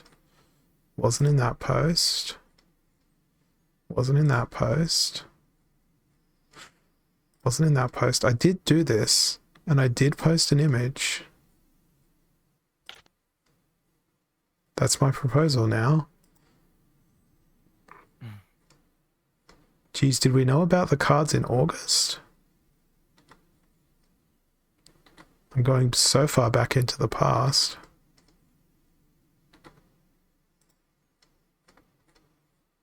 No, Traveling. no image there. No image there. No image there. Are they out of magic cards? No image there. No image there. No image there. No image there. Where on earth did my tier list go? Because I did definitely make a post. Okay, early August.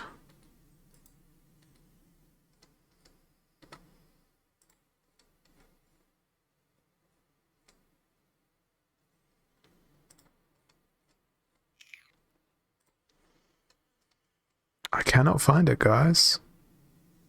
I've seen it, but I'm kind of surprised you can't find it. You know what? I might just have to Google. Alazor Rift Watcher tier.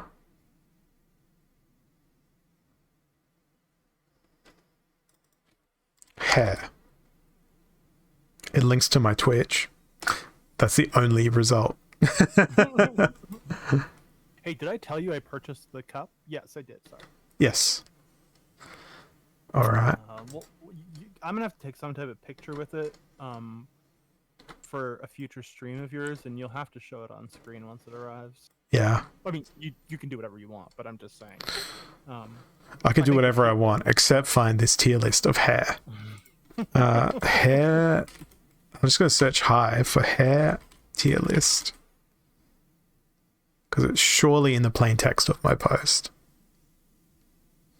Okay, January 26th. Really? Oh, yeah, here we go. I would have seen it if it was January 26th. Yes. That's after I got into the game. Here we go. So I did a tier list for like the quality of the card. Mhm. So we had the cards that were defined as cheating. These are the reward cards, not Rift Watchers cards. Sorry. That's why I couldn't find it when I was looking for Rift Watchers. So we put Imperial Knight, Evelyn, Ravenhood Warden, and Asut in as cheating. We put Push and Shove, Riverboat Captain, Lob Lowland, Thane, Franz Roughmane, Gobson Bomber, Drybone Raider. Sure. Riverboat Captain being placed so high. Well, the thing is, he's basically a modern version of a Ruler of the Seas, which was a blue splinter card that absolutely dominated. I think I know that. I have it. I might not. But I know the card. Look where Usut is now. Usut is, I think, is still incredible. Fight me.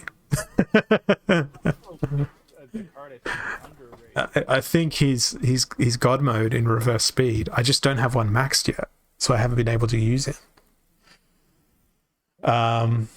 In terms of like, sure, I'll use that card, Firecaller.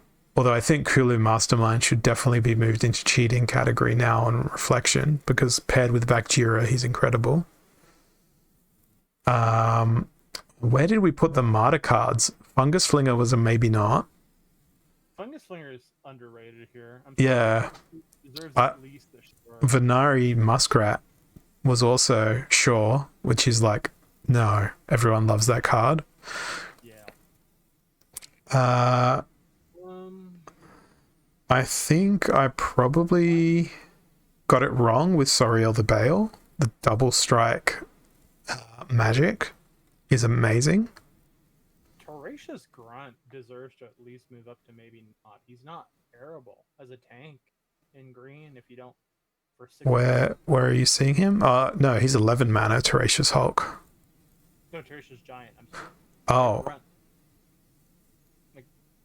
Oh, yeah. I think for 6 mana, I was looking at that of the view that there is better creatures you could play for 6 mana, like a Flesh Golem or a 7 mana Mercenary. Or Unicorn. But, Yeah. But that was the perspective I looked at that there. Mm-hmm. I'm glad you agree. JB Saints, Kulu Mastermind is definitely in the cheating category now.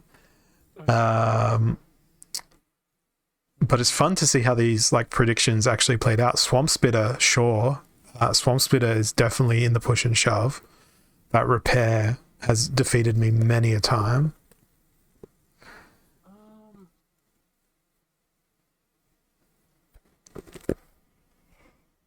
I think I put the fire card up in cheating because 3 mana, 3 damage, and 3 abilities is pretty strong.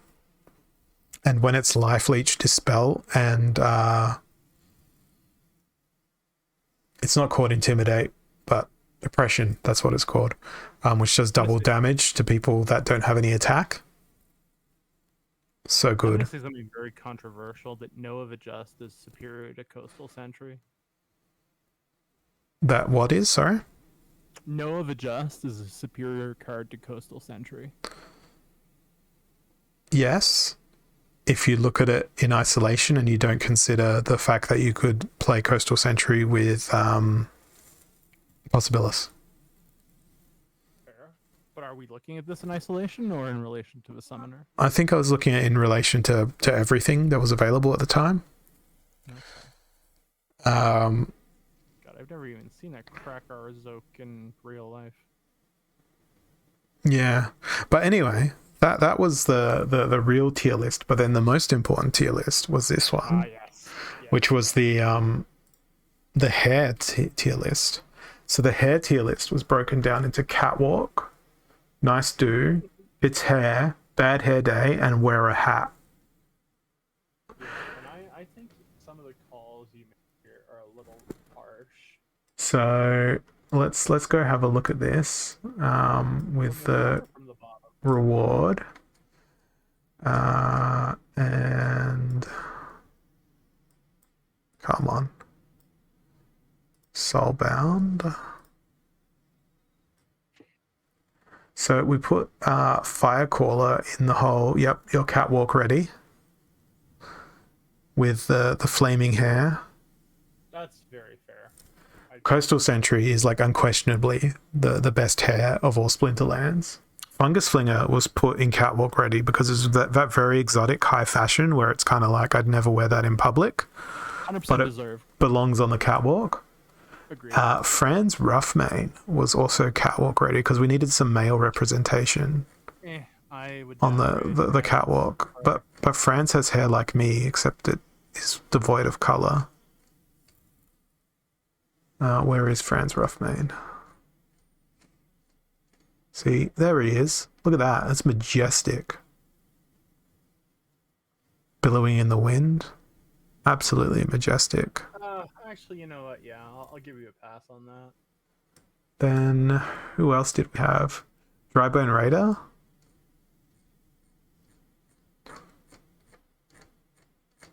Which is the legendary card. Mohawk with a comb over. I mean, come on. Downgrade.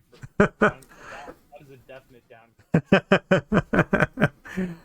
I looked like that in high school. Mohawk with a comb over and bangs. It's like the ultimate. Fashion faux pas. No. And then Nice Do. I would boost. Put Pembroke Nymph up into Catwalk. I have to say. Yeah. She deserves better. Let's see. I mean, Musa Salene's got some pretty crazy stuff going on, but I've got it as Nice Do. Pembroke Nymph is in that Nice Do category.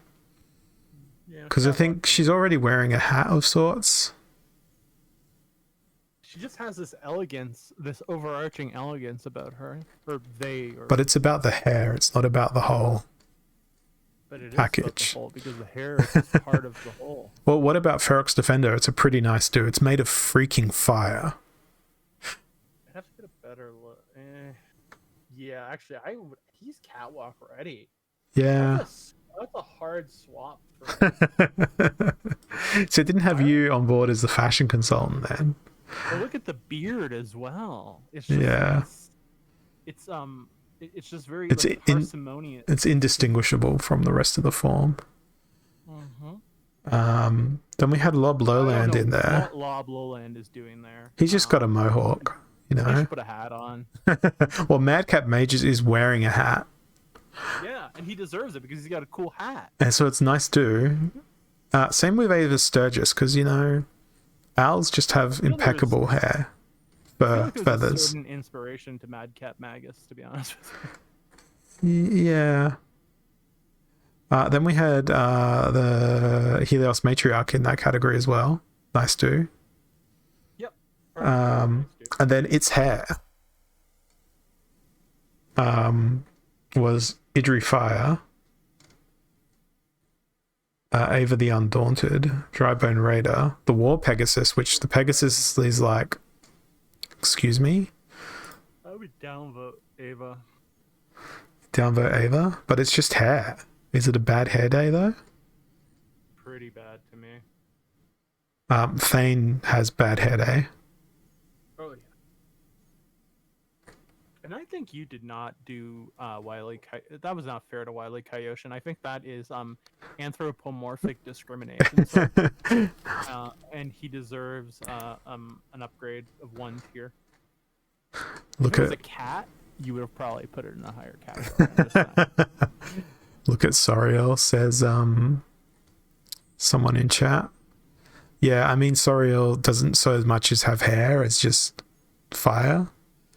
You lost me in the hair tier list when I heard wear a hat. Yeah, but if your hair's so bad that you have to wear a hat, I wear a hat. I'd want to because see it's not. I'd want to see Soriel the Bale wear a hat just to see the hat catch on fire. I wear a hat because if not, I will get skin cancer on my head. Sometimes we like helmet hair. Yeah, exactly. Oh man, yeah. Well, my wife looks beautiful when she takes off her bike helmet. Sometimes. Depends on how angry she is at you. Commander Garlic says, I wear a hat. Hair topic again. Yeah. Yeah, we've got to like get to the bottom of every single barrel here on Splinterlands. Splinterlands is about more than just the cards, the economy, the DAO. It's also about the artwork of the hair. It's about having fun, even though there are unfun things going on sometimes. Yeah. It's about valuing those who devote their life to hairdressing and hairstyling. What about Possessed Puppet? I mean, like, Where did I put them? I put them as its hair, and look, it is. It's just hair. Or maybe it's not hair. Maybe it's synthetic. yeah, it's a puppet, dude. Perhaps it's possessed by the owner of the hair. Oh man, how could you do that to my buddy Wily Coyote? I mean, that is not cool of you. It's because he's a coyote, right? 2 armor, 4 health for 2 mana. Oh, beautiful. Yeah, I was looking for him to play him in battle earlier. Is spray on hair still a thing? I mean, you can do colored hairspray as a thing. Meanwhile, Octavia Shadow Meld, I mean, she's just wearing a hood. You can see like one wisp of hair. Same thing with Raven Hood here. It's like, you must be having a bad hair day to be wearing a hood, bro. And Willow Wisp, excuse me? Like, what even are you? Wear a hat. Just because I want to see Willow Wisp wearing a hat. Oh, and now it's finding me a battle. But we'll minimize that window. So we're not going to get to that. Hair in a can. Mark's Rat was destined to wear a hat. Gobson Bomber was destined to wear a hat. Lots of people. In fact, I like the hat of this guy. Because the hat is just a skull. But yeah, that was fun. I think the next edition that's released, I'm going to do another hair tier list. And you can help me that time. I would love to. We'll even use the same categories. I'm currently growing out my hair because I'm 38, so presumably it's either gonna start going gray, or I'm gonna lose it at some point. So I'm growing it to like, politically correct way would be to say shoulder length. Well, I'd say terminal hair, as in as long as it will possibly grow. That is actually a medical term, terminal hair. Really? Yeah, it's the longest that the hair will grow on any given individual, and that value is Rick doesn't different have for very everyone. long terminal hair. Yes. Oh, I- wow, that makes sense because there are certain areas in which it will not grow longer than a certain length. Yeah. Imagine if chest hair just grew. I almost spat my drink out when you made that statement. I would be unrecognizable from a grizzly bear. As would I. Well, no, you'd be a black bear though. Not entirely. Might be a blondish grizzly. Oh wow, this is fascinating. Tinder profile was popular on another stream. Oh, I remember. I could do LinkedIn profile. Wasn't No. it? No, I'd rather not discuss my LinkedIn profile on stream. Thank you very much. So the terminal hair is thick, coarse hair that grows. Blah blah blah. May grow. Covers about 30% of your body. For female, for people who are assigned female gender at birth, and 90% of the body service in people assigned male at birth. Wow. Just gotta go see if there's any further comments on my proposal here. I didn't realize the difference in hair coverage between women and men was that significant. It doesn't look like there's any additional comments since I last checked. But the one thing I haven't done yet today is venture off into the memes community. So, SPS staking getting me hooked into Splinterlands by Jagged. Lovely. Is that a trout? I don't know what sort of fish that is, but I'd like to hope it's a trout, but the hook is the wrong way. It doesn't look like a trout to me. I'm going to call it a trout. Unless it's a strange type of trout I've never caught. We have to bleep the F word from the astronauts' communications. Oh, this is you. Stop saying flywheel. I asked Rick if that last part was okay on stream. He said it was not a curse. Is it a curse? Flywheel? I don't think flywheel's a curse. No, it comes after flywheel. Oh. Another part of the automotive powertrain? Yeah, that part. The drivetrain? The drivetrain, yeah. The drive shaft, rather. Drive shaft? Soulbound cards. I bet he's thinking about other women. The Soulbound's reward card proposal was absolutely terrible. Well, I've already stated my position on that. I just like that meme. And then I think we're back to the other place. Yeah, you might want to start MC. Yeah, let's go down a little bit more. Yeah, and we're back to where we were previously. Are we talking about shafts now? Yes, drive shafts, Commander Garlic. Being a part of the automotive drivetrain, which is often powered by a flywheel. I am a master of drive shafts, and I know the flywheel very well. I find it amusing when drive shafts are not adequately engineered and they shatter under heavy acceleration. For the record, I have no idea what you're really talking about, as I've never had a driver's license. Trust me, many people, even with a driver's license, would just be like, "What? What's a drive shaft? What's a?" Oh no, I actually know what it is. I just the operations of it, I'm not familiar. It's just computers, bro. It's just computers. And if anyone in the audience asks why, it's because I grew up taking BMWs, bus, metro, walk. Yeah, when I was at university and people were like, "Oh yeah, do you drive?" I'm like, "Yeah, I've got a great car. It's a V12 twin turbo." And they're like, "Whoa, you've got like a Lamborghini?" I'm like, "No, it's a Volvo bus." I actually have a bicycle that's more expensive than a used car. Yeah, I've got a friend who's got one as well. It's so great. It weighs like nothing, and yet it still supports my immense frame. I've got a friend who's got a electric mountain bike. Oh, mine's not even electric. Oh, okay. And he enjoys that very thoroughly. Mine was imported from the Netherlands. Oh, okay. The home of all bicycles. Was it fished from the bottom of a canal? Here is one of our. The paint looks so fresh. Here is one of our reef bicycles. It's the great reef of bicycles. Maybe that's why I can't source a new bell for after the movers ripped it off. I mean, any bell works on any bike, really. But this bell tied in perfectly with the aesthetics. As an artist, I feel like you should understand that. So it was one of the... I'd really love to have a bike with just a train horn on it to like completely alarm pedestrians on bike paths. Like the Commander Garlic horn we're hopefully going to Yeah, the Commander Garlic air horn. Yeah. Oh man, that thing gets me going, I have to say. It certainly wakes me up. That and his allegations of being my child, that also wakes me up. That's a meme unto itself at this point. I can't believe we've made Clip of the Week so many times with that garlic. It's hilarious that we have. The air horn is broken. What if we were to set an air compressor and attach that to the horn? Instead of those air horn cans, you just get an air compressor and attach it directly to the horn. Can we crowdfund sending an engineer to Commander Garlic's house so that it can To repair the air horn. Deploy the team of engineers, except it's the Team Fortress 2 engineer and they just build a turret instead. We should just send people from NASA. Yes, we need air horns that work on the moon. Mm-hmm. This is the foremost scientific challenge of our generation.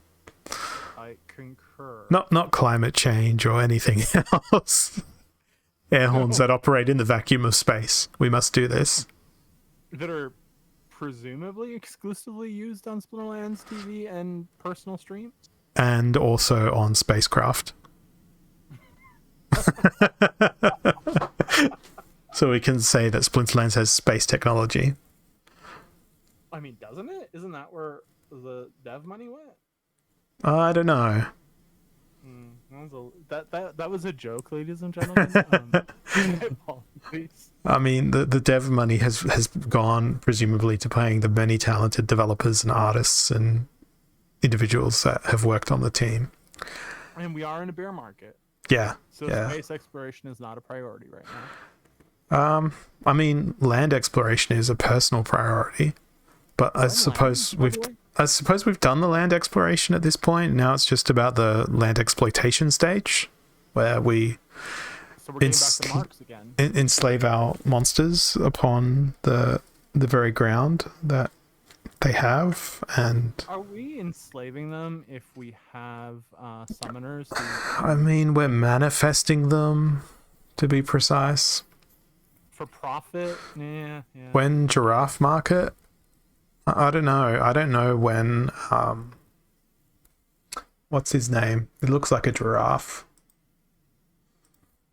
There's a monster. I think I'm warming up to this side filter now instead of the top filter. It's certainly more mobile friendly. I like it much better, and I don't even use Splinterlands on mobile. Yeah, neither do I. But yeah, the mobile friendliness of it is very important to us. Who was the giraffe creature I was thinking of? It's not really a giraffe. I think it's more of an alpaca. Oh, The fire summoner. That's also the reward card. Summoners. Here we go. Yeah, the Eternian Brune. Yeah, Brune. He looks like an alpaca to me, but he could pass as a giraffe. Mm-hmm. Just a genetically inferior giraffe. And I think I've said it on stream, like I went to a chili festival around the time that these cards were released, and they had like an alpaca metwurst, like an alpaca pepperoni, alpaca salami, if you will. And it was delicious. So I'm like, yeah, I ate the Eternian Brune on the weekend. I've had alpaca. It's actually quite yummy. Yeah. I have yet to kill an alpaca myself. I have not killed any animal that I have then eaten, unless you count fishing. Okay. Well, I mean, no judgment. Yeah. This is not like a Mark Zuckerberg thing on my part. Oh, yeah, absolutely not. Yeah, chickens are cute. I eat them. Cows are cute. I eat them. I've not killed a cow. I've killed a chicken. I wouldn't call fish cute, but I've eaten them. Fish are adorable. Depends on the type of fish. Yeah. lamb is cute. I've eaten plenty of them as well. But we've got 30 seconds left here before garlic comes along. You've forgotten how boring my streams could be, Max? Come on, you've been entertained. You've been here the whole time. Have you not Sleeping. been entertained, sir? Yeah. I will see you guys again on Monday. The town hall is in several hours, so I'm keen to see what's going to be said then. Hopefully I'll still be awake for that. But for now, we jettison to Commander Garlic. Cheers.